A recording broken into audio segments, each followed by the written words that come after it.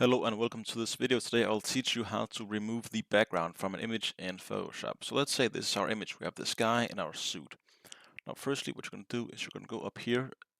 The third icon on the left is going to be something called the magnetic lasso tool. So you take this and then it's important you start from the bottom. Now I'm going to zoom in so it's easier for us to see because this lasso tool automatically connects the edges. So what we're going to do is we're going to click right down here at the bottom and just trace it with our mouse. I'm not clicking anything. Except for these sharp corners, I don't really want to click anything. I just want to make sure that I keep my mouse very close to the edge, just like this, and it should be automatically a perfect. It is most of the time, and all the way around here. Now the hair sometimes can get a bit funky, but that's because of the texture of hair is often a bit too see-through, but in this case it won't be a problem as it is quite dark. And as you can see here, we almost had a problem with the ear again.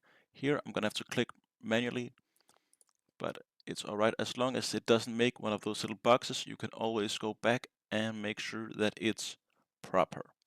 Now I'm just gonna target all the way down here. As you see here, his dark suit is a very great contrast all the way down here to the bottom, and just click it.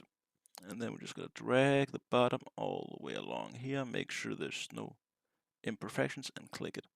Now, as you can see here, he is highlighted. Now what you're going to do is you're going to copy him. So press Control C or Command C if you're on a MacBook, and then Command V or Control V. As you can see here, it looks like nothing changed, but over here you can see we have our layer 1. If we remove the background, then now we have our guy here, so we can do whatever we want with him. And that is the simplest way to make sure you crop something away from the background. Here we are cropping him out of the background instead of removing the background completely. And it's just more easy because now we can also move him any way direction we want. It's really that simple.